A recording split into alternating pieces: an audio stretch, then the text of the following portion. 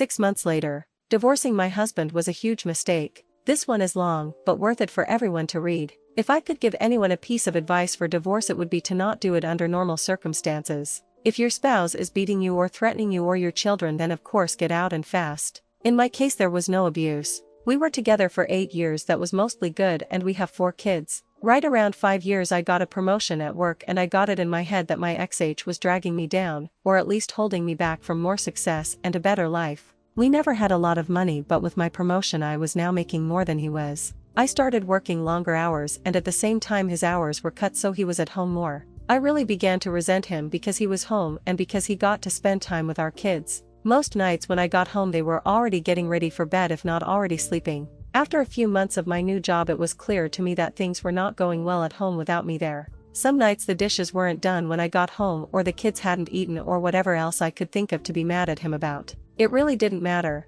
He kept saying that he would try harder, but that it was hard being home all the time. That always made me really mad. For the next couple years things kept getting worse. My hours weren't any shorter, and his were on and off full time. There was no convenient time for him to be working full time because of my hours, but we also needed the money. Whenever he would tell me that he could get extra hours, I would always complain, and the less hours he worked the more I complained that he wasn't bringing in enough money. Whenever he brought up the contradiction, I would tell him that he needed to figure it out. I knew that it would bother him, so I started saying that a lot and for everything that I could. I really started to resent him, and I pulled away from him. I knew that it was hurting him, but I didn't care. If he didn't want to be hurt, then he would at least try to make me happy. I used that same thing to justify when I started to talk to another guy at work. I thought he was just a friend, but talking at work turned into texting at home, and then pictures and videos, and then trying to sneak some alone time with him. I knew that it was wrong, but it made me feel so alive, and my husband had not made me feel like that in years. I was tired of being unhappy, and I was doing this for me. The worst was the night that I came home at a reasonable time and found that he had cleaned the whole house, cooked the whole family dinner, and picked out a movie for all of us to watch together. This would have made me swoon a couple years earlier, but that night I couldn't even look at him, and I pretended to be sick. I spent the rest of the night in bed while he waited on me and checked on me, and even made me different food and brought it to me in bed. It made me feel terrible, and then it made me angry that he made me feel that way, and by the end of the night I was texting with the other guy. Over the next month or two from that night it did not matter what he did. He was wrong just for breathing most days. He would get so upset with how I was treating him, and I would just wait and egg him on into losing it because I knew it would happen eventually. After most of the fights we had, he would apologize for whatever I told him he did wrong, if there even was something, but I never did. I would usually find a way to make him feel even worse. I knew that I was right because he was wrong, and that was all that mattered to me. I even pretended that I didn't care when he found out about my relationship with the guy from work. It really destroyed me inside to see him holding back tears, but I wasn't going to let him see that. He was at his weakest, and that was when I chose to tell him that I wanted a divorce. I could almost hear his heart shattering inside his chest. He talked and fought and said that we could work through it together. I really wasn't interested in fixing our marriage, but I mostly ended things with the other guy, but only because I knew I could get it back if I wanted it.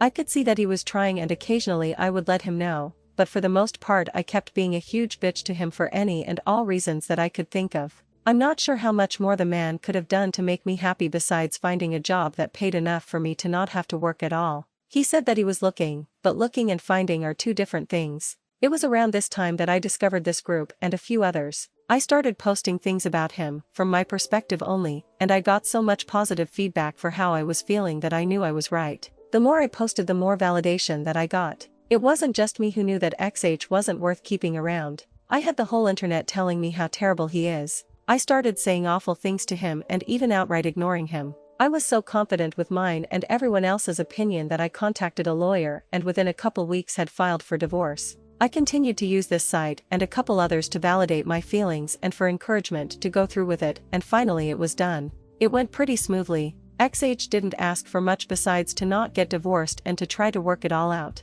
I didn't care about that though. He was broken, but I was free. I could do whatever I wanted without having to feel any guilt or answer to anybody. It was an amazing feeling of freedom. It didn't last long though. In the first month after he moved out I missed garbage day 3 times. There was also rarely a single clean dish, and the laundry sat in piles so long that I had to start doing the sniff test to see if it could be worn again. I also never saw my kids more miserable. My oldest had seen some of the messages from the other guy months earlier, and she knew that XH still wanted to try to work it out. It didn't take her long to stop talking to me at all except to say that she wanted to go to XH house. The others all told me that they wanted to live with XH too. I did my best to try to make them happy, but I ended up just buying them toys all the time and the happiness only lasted minutes. I also was having a lot of trouble with work. Being alone, I couldn't work all those extra hours that I was expected to. I finally gave in and started calling XH to watch the kids. He would always come over as soon as he could and he always asked me if I needed anything. When I would get home, I would find clean dishes and laundry and even dinner sometimes. He would never say too much after I got home.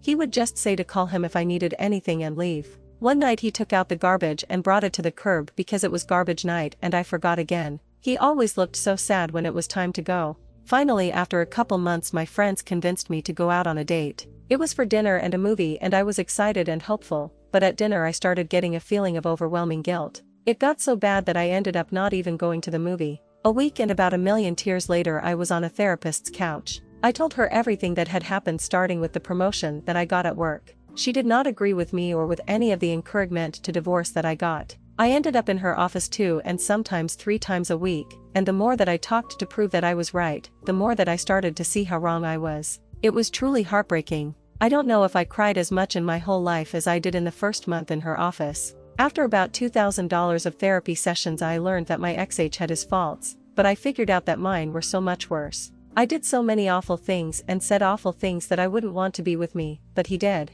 I still remember him asking me in the meeting with the lawyer to please not go through with it. I did go through with it though, and then later I bragged on here how great it felt. I was so wrong, and now I can see it. A couple weeks ago I went outside with him when he was leaving the house. I asked him about getting back together. When he looked at me, his eyes were full of tears and a couple went down his cheeks. He told me that he didn't know if he could. He said that the pain has been too much for too long and that if we got back together that I might just turn around and do it to him again. He said that he always thought that I would realize how much he loved me and stop up until I signed the divorce papers, and let out a big over-exaggerated sigh of relief. He said that hurt him more than anything else and that he doesn't know if he can ever trust me again. I don't blame him. I destroyed a man who, looking back, was a great husband. I deprived my kids of having a great father in the house with them, and I took his kids away from him. And me, the one who pushed for the divorce expecting happiness and a life of freedom, spend all my free time sitting at home or sitting on a therapist's couch. Please don't just take the advice of anyone on Reddit or any other site about getting a divorce.